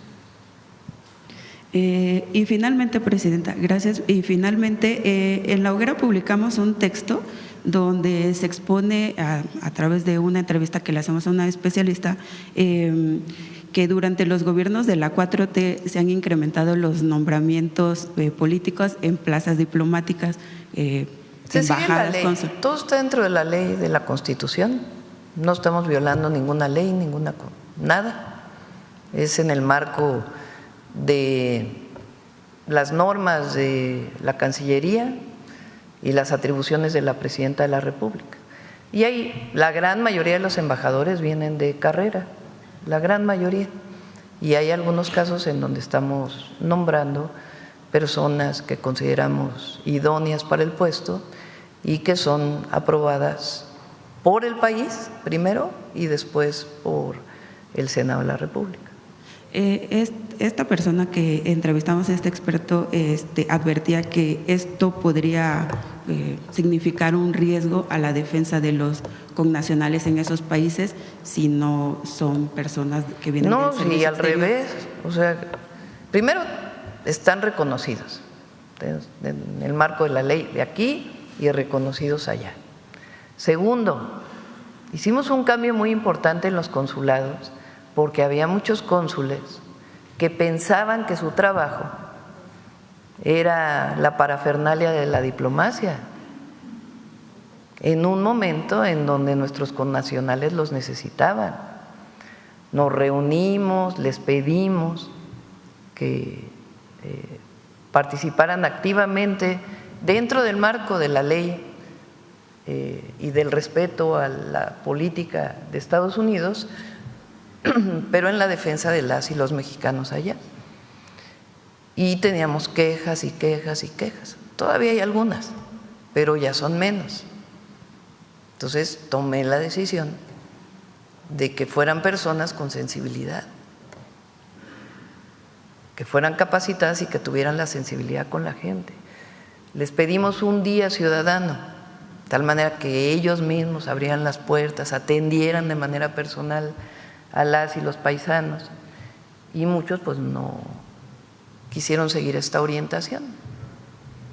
Entonces, en el marco de la ley todo decidimos hacer estas sustituciones, pero no estamos violando ninguna ley y es para beneficio de las paisanas y los paisanos allá que están viviendo momentos difíciles. ¿Usted ha visto entonces un cambio teniendo sí, a estos perfiles lo tenemos políticos? Medido. Tenemos indicadores que se revisan cada semana. Había indicadores antes, pero ahora hay una plataforma especial con los indicadores de cuánta gente se recibe. Hay personas de la agencia digital que van a los consulados a hablar con nuestros paisanos y paisanas que tienen acceso a los consulados, a preguntarles cómo los recibieron, si los están atendiendo bien. Y hay indicadores que nos están diciendo permanentemente cómo van mejorando los consulados en Estados Unidos. Gracias, Presidenta. Sí. A ver, ¿quién más? A ver, vamos acá y luego acá, que la compañera. Buenos días, Presidenta. Buenos días al Gabinete de Seguridad. Vicente Serrano, conductor de Sin Censura. Si me permite, dos temas precisamente sobre migración. Hay una deuda histórica con los braceros, Presidenta, y creo que no se ha logrado solucionar esta situación. Baldomero Capiz, que es uno de los líderes históricos, me lo comentaba hace unos días y me preguntaba si existía la posibilidad de una vez por todas ver si se les puede saldar esta deuda a los cada vez menos, porque están desafortunadamente muriendo braceros, Presidenta. Lo revisamos. Me han buscado en varios de los eventos que hemos tenido y se lo encargué a Relaciones Exteriores, a ver si Gobernación nos puede ayudar también, para ver cómo podemos ayudarles. Precisamente hace unos días en Relaciones Exteriores el canciller encabezó una conferencia, pero no se respondieron algunas de las preguntas que le he hecho aquí, Presidenta. ¿Cuántos casos se tienen documentados de abusos de derechos humanos para nuestros paisanos? Sobre todo después de esta redada que vimos en la empresa Hyundai, veíamos que las autoridades encadenaron a los detenidos. ¿Ya le informaron cuántos casos de abuso de derechos humanos existen? Y se lo pregunto porque continúa este clamor de que se haga algo contra el actuar de las autoridades de inmigración encapuchados. Ya veíamos casos también en Chicago y sigue esta tendencia de que son no identificables estos personajes. Presidenta, ¿qué le han informado? Se lo pregunté al canciller, pero creo que no ha quedado contundente. El procedimiento es el siguiente, porque hay que, digamos, seguir las reglas internacionales. Además de todas las notas diplomáticas que podemos hacer y lo que podemos expresar en las reuniones que se tienen, si hay una violación a derechos humanos, la persona que vivió, la víctima, es quien tiene que presentar la denuncia. Se les apoya con los abogados para que sigan el caso en los Estados Unidos en donde se presenta esta denuncia. Ese es el procedimiento que se debe seguir, además de todos los procedimientos diplomáticos que existen desde Cancillería o desde los propios consulados. En estos casos, en el último caso hubo 23 mexicanos, 13 de ellos aceptaron el apoyo consular. Si ellos toman la decisión de presentar una denuncia por violación de derechos humanos, se les apoya en todo lo que se necesita. Pero tiene que ser una decisión de ellos, de presentar la denuncia, y reciben todo el apoyo consular y de contratación del bufete de abogados especializado en estos temas. Si me permiten en otros temas, ¿percibe usted una campaña como tal para tratar de denostar a las Fuerzas Armadas, a las autoridades por el caso de Huachicol? Se lo pregunto por lo que mencionaba, que son las instituciones más confiables. Se ha dicho que no por unos cuantos se puede o se debería juzgar a todos, a la institución completa, pero sí veo una intención de medios y de comentócratas, como les llama usted. ¿Cuál reflexión le podría dejar a esa gente que le sigue dando la confianza a la Marina, al Ejército, a la Guardia Nacional, Presidenta? Porque pareciera que buscan que la gente no tenga en quién confiar, y la gente no puede ir por la vida sin confiar en la autoridad. ¿Qué reflexión como la guía moral y ética de este proceso de transformación dejaría, Presidenta? Primero, la oposición y algunos medios y algunos comentócratas van a criticar lo que sea y van a aprovechar cualquier situación para denostar. Pero el pueblo es muy inteligente, la gente es muy inteligente. La Secretaría de Marina y después el Ejército tienen las mayores calificaciones de reconocimiento de cualquier institución y lo van a seguir teniendo. El que se haya actuado contra un elemento o algunos elementos que cometieron estas irregularidades fortalece a la institución, la fortalece, porque hay un reconocimiento de que ahí donde hay alguien que no está cumpliendo ni con los valores militares, ni con los valores éticos ni morales, y no está cumpliendo con la ley, pues hay consecuencias. Eso fortalece a las instituciones siempre. Y la gente lo sabe. Y la gente reconoce pues que se actúe cuando se encuentra un caso de corrupción. Ahora, ayer estaba viendo las redes un ratito, porque la verdad, que en contra de la Marina son los mismos que apapachaban a García Luna, ¿no? Que en vez de decir qué bueno que se actuó, qué bueno que la institución está actuando, qué bueno que hay un caso como este y hay actuación. No, ya es buscar denostar. Igual que a la administración pasada, al presidente López Obrador, que ese también tiene ganado el corazón del pueblo. Ese, por más que le digan lo que le quieran decir, eso no va a cambiar la opinión de la gente. Porque la gente sabe que si hubo programas de bienestar, que si hubo obras públicas estratégicas como el Tren Maya, el Interoceánico, la refinería, el AIFA, pues fue porque se sacó dinero de la corrupción y de los privilegios para ponerlos al servicio del pueblo. Eso no va a cambiar en la imagen del presidente López Obrador, ni de su gobierno, ni de la Marina, ni del Ejército, ni de la Guardia Nacional. Y al revés, nosotros consideramos que ahí donde se encuentra un caso con pruebas, porque también hay todos estos, y el otro, y ¿dónde está la prueba? Entonces, cuando hay pruebas de un caso, se actúa. por parte de la Fiscalía y se coadyuva con la Fiscalía para la información. Fue el caso en este particular lamentable situación, porque es lamentable que ocurra que una persona, servidor público, se corrompa. Hubo apoyo de Marina, apoyo para poder llegar a las últimas consecuencias. Entonces, van a seguir diciendo. E increíblemente, el apoyo popular al movimiento es mayor,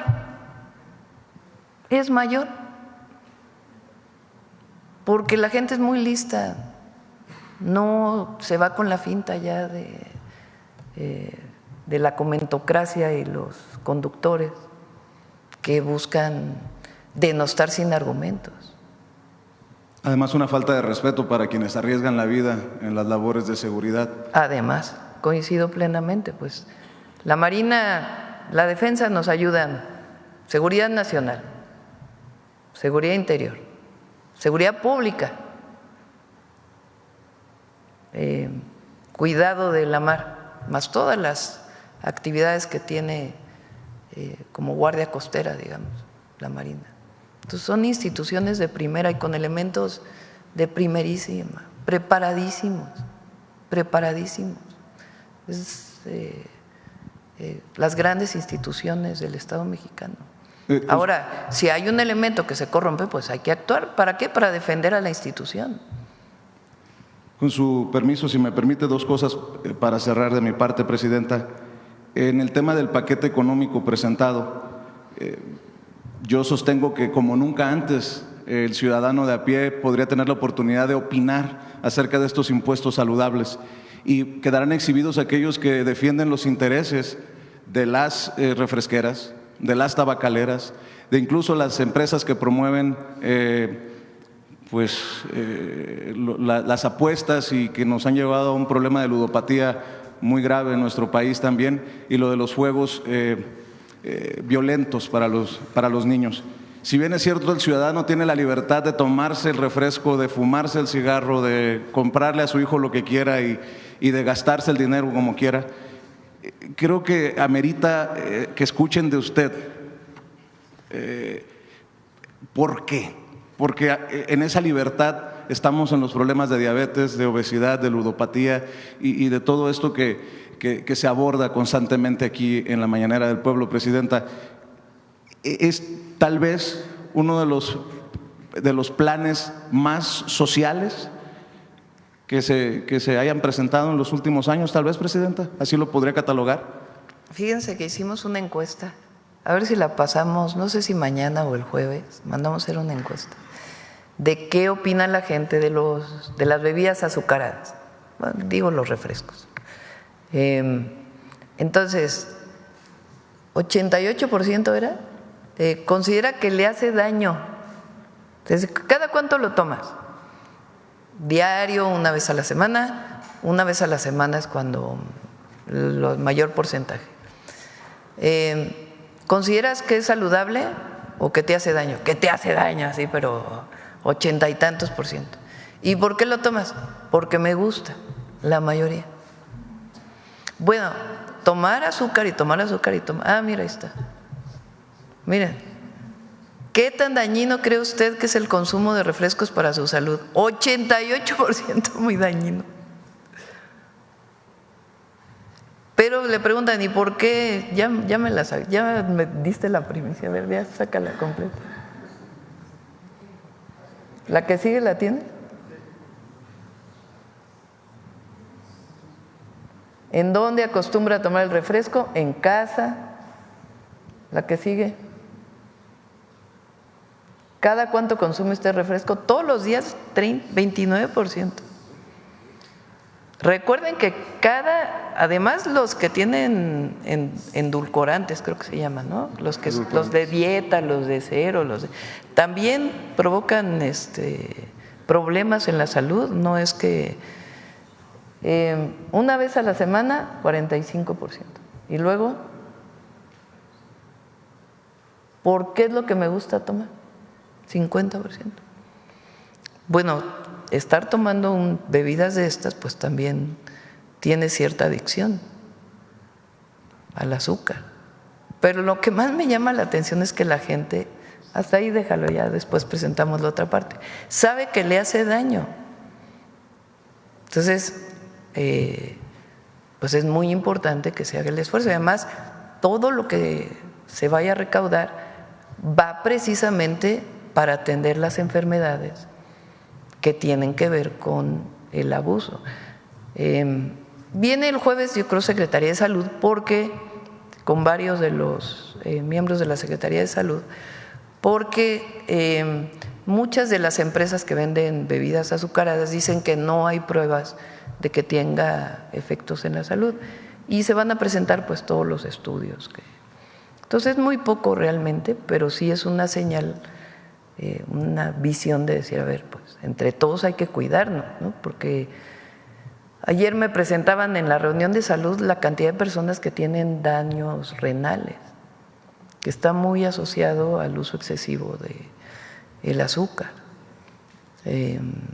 Entonces, y todo lo que se tiene que hacer para poder tener salas de hemodinamia, en fin, todo lo que significa el daño renal. Lo importante que debe ser ampliar el trasplante de riñón, en fin, estamos trabajando en todo eso. Entonces, bueno, fue principalmente una decisión de Secretaría de Salud. Y si me permite, para el fiscal general de la República, Presidenta, la actualización del caso Israel Vallarta y este recurso que se presentó por su libertad, ¿en qué va, fiscal? Algunos de los que hemos seguido este caso puntualmente hemos considerado, con mucho respeto, fiscal, que hay una falta de voluntad para aceptar que se ha equivocado la autoridad con este recurso. Y yo le preguntaría, si no procede, si no llega a algo este amparo, ¿habrá una disculpa por parte de la Fiscalía a Israel Vallarta? He platicado con él y a pesar de que se han presentado una tras otra versiones, cartas incluso, pues no hay nada que pueda llevar a la revocación o al reverso de esta decisión de la jueza de libertad. ¿Qué nos puede decir al respecto, fiscal? Mire, yo quisiera repetirle lo que ya he expresado con toda claridad. Nosotros tenemos la visión de que la persecución del delito y la defensa de las víctimas es fundamental en cualquier caso de carácter federal. En este asunto, y lo dije con mucha claridad y lo repito, nosotros tenemos la obligación de la defensa de las víctimas. En eso no es materia de un amparo, es materia de un recurso a la primera instancia. En ese recurso, la Fiscalía va a dar a conocer públicamente cuáles son los criterios en defensa de las víctimas. Si esos criterios se van a analizar por un nuevo sistema judicial al que le tenemos confianza, los resultados van a ser públicos y sobre ellos podemos hablar con mucho gusto. No me quiero adelantar porque sería tanto como hacer una defensa antes de que haya la posibilidad de que haya alguien que lo juzgue. Pero nosotros sí tenemos la convicción de que tenemos que hacer la defensa de las víctimas y lo hacemos siempre. Por eso una de las funciones fundamentales del Ministerio Público es ir a recurso en todos los casos, en todos sin excepción, donde las víctimas quedan en estado de indefensión. Hablando de víctimas, se ha confirmado que Israel Vallarta fue torturado. Su torturador, Cárdenas Palomino, recibió solamente 5 años o algo así de sentencia por el delito de tortura o el crimen de tortura. ¿Podría expresarme su opinión todavía con el Poder Judicial anterior, antes de que llegaran esta renovación al Poder Judicial? Parecería que una locura que alguien se pase casi 20 años de prisión esperando ser sentenciado inocente o culpable y que el torturador sea solamente sentenciado a 5 años, fiscal. Usted está hablando de un tema que es fundamental y yo creo que no hay suficiente claridad en ese caso. El Ministerio Público, tanto federal como local, tienen funciones de autoridad en el momento en que integran sus carpetas.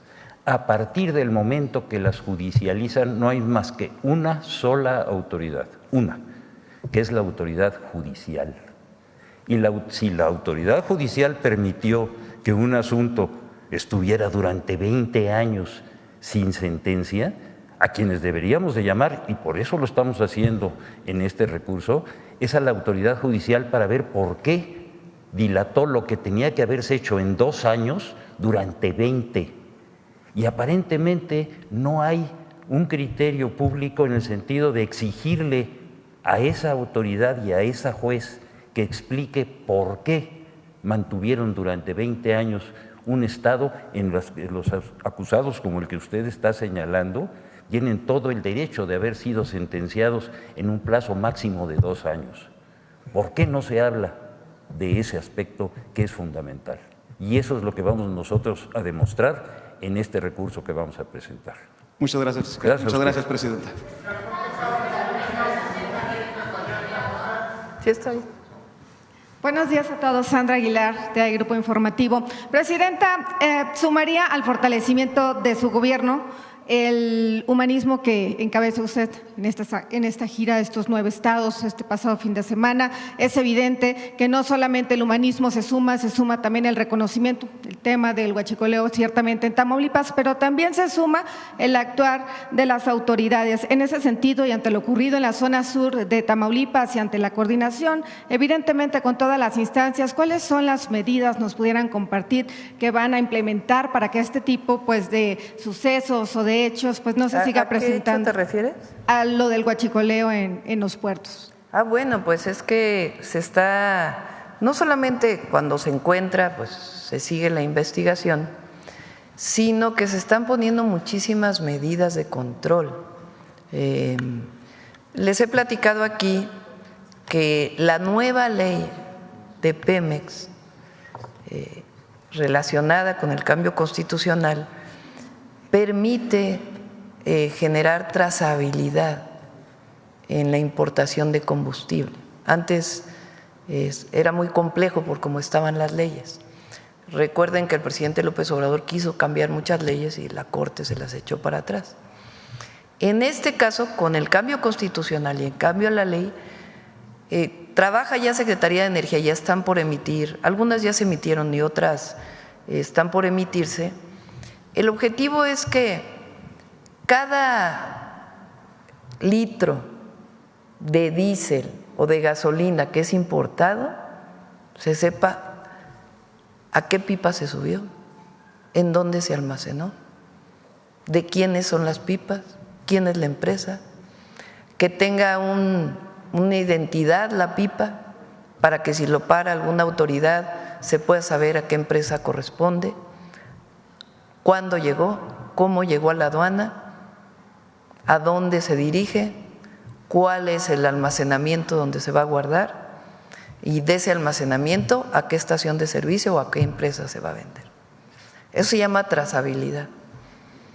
Eso no se podía hacer con las antiguas leyes, hoy sí. Y además, todo este problema de la apertura de la importación pues vino con la reforma del 2013. Entonces, ahora pues hay muchas más medidas de control que estamos implementando y la vigilancia en aduanas que se está haciendo mucho mayor. Nos ha compartido cada 15 días, cada mes, cómo avanza esta estrategia de seguridad y llama, por supuesto, mucho la atención el tema de los centros penitenciarios. De todas estas detenciones, ¿se tiene la capacidad para poder, pues no digo almacenar, pero para poder tener y en qué condiciones? Pues recordemos que el pasado mes de julio, pues bueno, en estas cárceles de aquí de México, pues se enfrentan, pues se habla de una sobrepoblación de al menos más de 26,000 internos en lo que es territorio mexicano. Hay que recordar, ejemplo, el suceso ocurrido en el Cerezo de Tuxpan, en donde fallecieran pues nueve reos a su interior, y bueno, se anunció también en ese momento el traslado a centros penitenciarios federales. En ese sentido, Presidenta, es saber si ya existe algún plan, existe sobrepoblación, que nos confirmen, ¿verdad? Sí o no, y saber si se implementará más apertura o hay atención en ese sentido para este tema. En el caso de los penales federales hay espacio. En el caso de lo que usted mencionó de la Ciudad de México, donde hay 26,000, recordemos que hace muchos años llegó a haber hasta 40,000 internos aquí en la Ciudad de México. Entonces sí hay espacio. hay espacio en varias entidades federativas. Sí hay algunos estados que tienen más problema de sobrepoblación que otros, como Estado de México, que sí tiene un problema de sobrepoblación, que ya están trabajando en ello. Y también nosotros muchas veces ayudamos a traslados a centros penitenciarios federales de delincuentes de alto impacto. ¿Y en qué condiciones se encuentran, secretario, los centros penitenciarios? ¿Están en buenas condiciones para atender a la población que llega ahí? Del sistema penitenciario federal están en buenas condiciones y obviamente está trabajando para mejorar. Gracias, secretario. Finalmente, presidenta. Recuerda que hay centros penitenciarios estatales y hay federales. Hay algunos centros penitenciarios estatales que requieren mucho más apoyo, incluso los gobernadores en algunos casos están haciendo obras importantes para mejorarlos. Y nosotros apoyamos ahí donde se puede.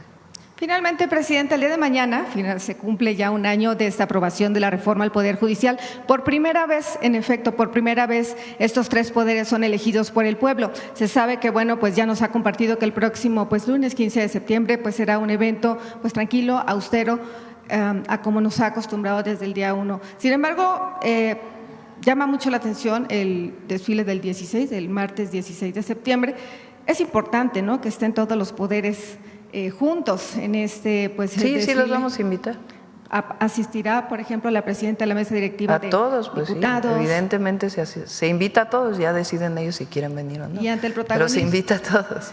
Y finalmente, ante el protagonismo tal vez de la nueva presidenta de la Cámara de Diputados, ¿habrá algún sesgo o alguna? Es un acto republicano, ¿no? Entonces, en el caso del grito, y además es una ceremonia austera, es principalmente el gabinete, y en el caso del 16 de septiembre sí ya hay más espacio, se invita a más personas, y ahí vamos a invitar a todos los poderes, y si quieren asistir, asistirán, y si no, no asistirán.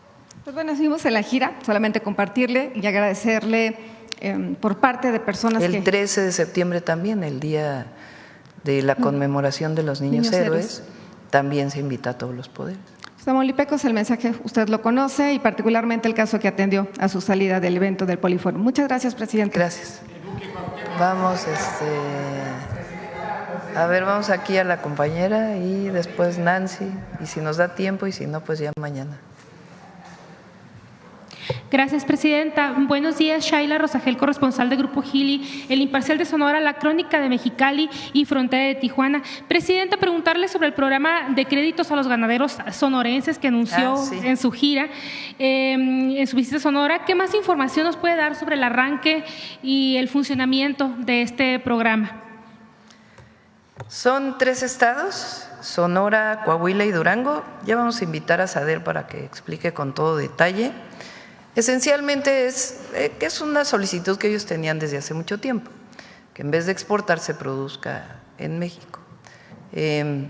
Y particularmente ahora con el cierre de la frontera, ellos solicitan más esta situación. Entonces es un apoyo de 2.181 millones de pesos.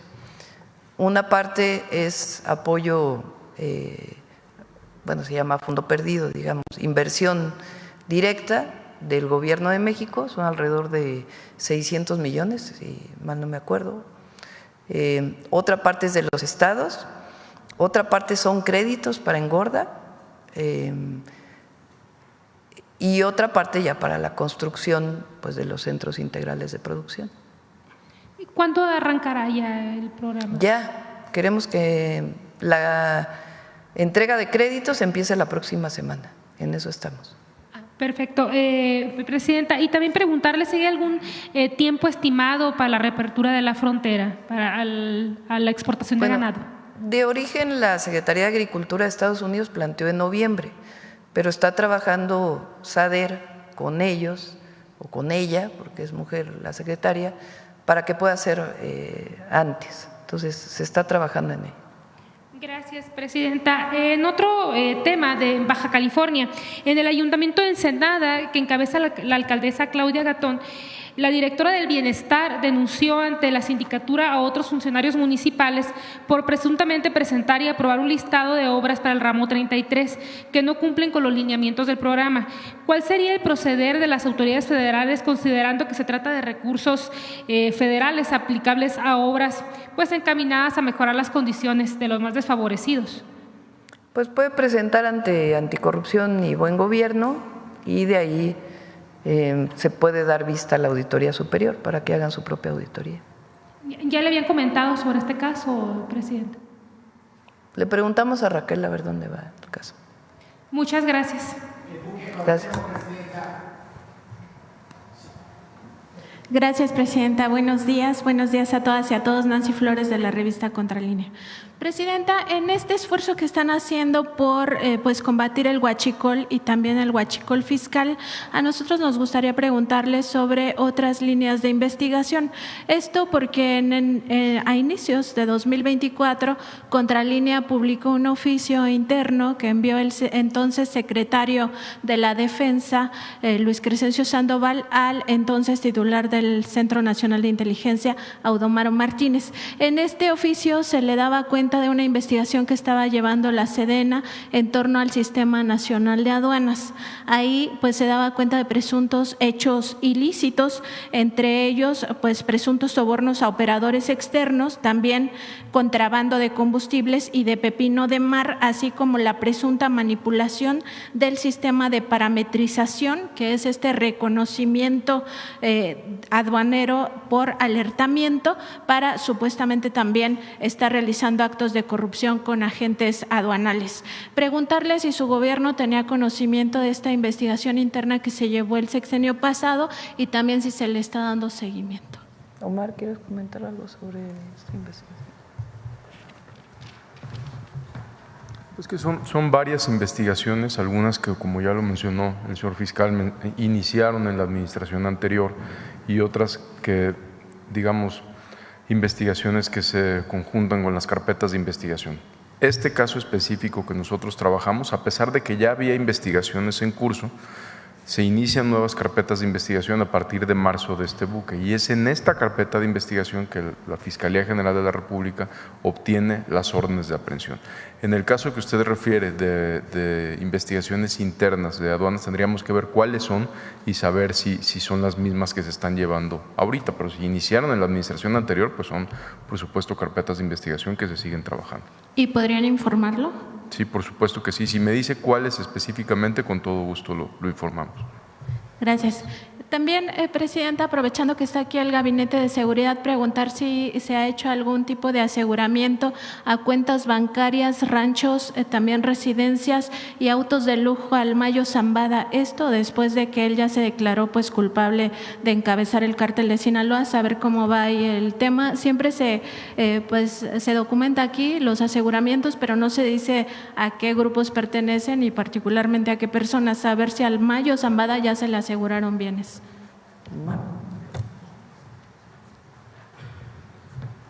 Se han asegurado, recientemente desde que se declaró culpable a la fecha no, ha habido ya aseguramientos a sus cuentas y bienes que con gusto pedimos que la Unidad de Inteligencia Financiera informe. Gracias.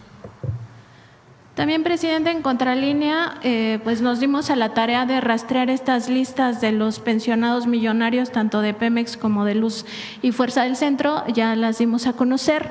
En el caso de Pemex, pues llama la atención que en estos pensionados millonarios pues estén algunos que cometieron o que presuntamente están vinculados a casos de corrupción como el caso Odebrecht, también la estafa maestra. Algunos otros fueron señalados en su momento de estar dando contratos de manera presuntamente irregular. Y en el caso de Luz y Fuerza del Centro llama la atención que estos más de 4,000 beneficiarios, pues la mayoría obtuvo estas millonadas a partir de 2009, que es cuando Felipe Calderón asesta el golpe contra Luz y Fuerza del Centro. Aquí pues no solo es el caso de una persona que gana $1,000,000 al mes, sino también de otras 33 que casi ganan $1,000,000, o sea, les falta un peso porque ganan $900 499,000 pesos mensuales. En ese sentido, preguntarle, Presidenta, sobre esta actitud que tuvo Felipe Calderón en su gobierno, pues no solo de asestar este golpe empleando la fuerza pública, es decir, metiendo a las Fuerzas Armadas, en aquel caso la Policía Federal, para extinguir la empresa, la compañía de Luz y Fuerza del Centro. Lo hizo además en un fin de semana donde hubo un partido de la selección mexicana de fútbol y también al mismo tiempo premió pues a los trabajadores de confianza con estas pensiones millonarias, mientras a otros 44,000 los dejó pues prácticamente en la calle. El objetivo de era la privatización, nada más que ya no pudieron avanzar más hasta Peña, que ya entra el proceso de desintegración de Comisión Federal de Electricidad con los cambios a la ley, pero de una manera injusta, autoritaria, hace la liquidación de Luz y Fuerza del Centro y en efecto llama la atención cómo hay funcionarios de confianza que le seguimos pagando 1 millón de pesos al mes de pensión, al mes, mientras hay trabajadores que no recibieron nada. A muchos de ellos ahora reciben por un decreto que hizo el presidente López Obrador y que a través del INDEP se les da y se está buscando incorporar a otros trabajadores. Les puedo adelantar, va a haber una iniciativa de reforma constitucional porque se están analizando todos los derechos laborales, digamos, para no afectar ningún derecho, para ello solamente con una reforma constitucional pues que ponga un límite a este abuso. O sea, ¿cómo es que una persona que trabajó por un tiempo, ni siquiera algunos pocos años en Pemex y reciben 400,000 pesos mensuales? ¿O cómo es que los de Luz y Fuerza trabajaron y reciben 1 millón? Pues esos recursos tienen que ir a la gente. Nadie dice que se reduzca a pensiones justas. Entonces va a haber una reforma constitucional, se los adelanto, y se va a presentar en este periodo. Gracias, Presidenta. Por último, preguntarle, hay un caso de una joven que regresó a México después de estudiar y trabajar en el extranjero. Parte de su equipaje lo trasladó vía correo. Ahí cuando llegó este traslado a México le indicaron que tenía que pagar un monto por aduanas de 800 pesos, le dieron un plazo, lo pagó en tiempo y forma, pero cuando llegó al Servicio Postal Mexicano pues le indicaron que ya su paquete, que no es un contenedor ni mucho menos, es una caja, que ya lo habían devuelto a Europa, sin embargo no le presentaron ninguna prueba, ella estuvo monitoreando, no ha llegado allá su paquete, ya tiene más de 2 meses este asunto y ya no le contestan del Servicio Postal Mexicano porque para ellos ya dieron por terminado ese punto, nadie le responde nada, no le dieron ninguna prueba de que su paquete se regresó, además de que pues digamos que no se dio cumplimiento al plazo que le habían dado para pues pagar esto en aduanas. Preguntarle si se pudiera revisar este tema, pues porque ni siquiera a nosotros tampoco nos contestan en Cepomex. Si nos pasas el dato, con gusto se lo pasamos a Violeta, directora de Cepomex. Muchas gracias, Bueno, Presidenta. yo creo que ya cerramos, ¿no? 9:25. Mañana seguimos. Mañana seguimos. Recuerden, mañana. A las 11:30 es la conferencia de prensa de Secretaría de Hacienda.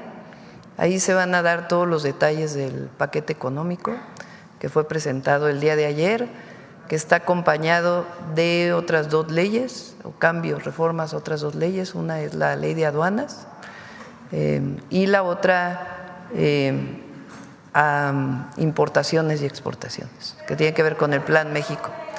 Buen día a todas y a todos.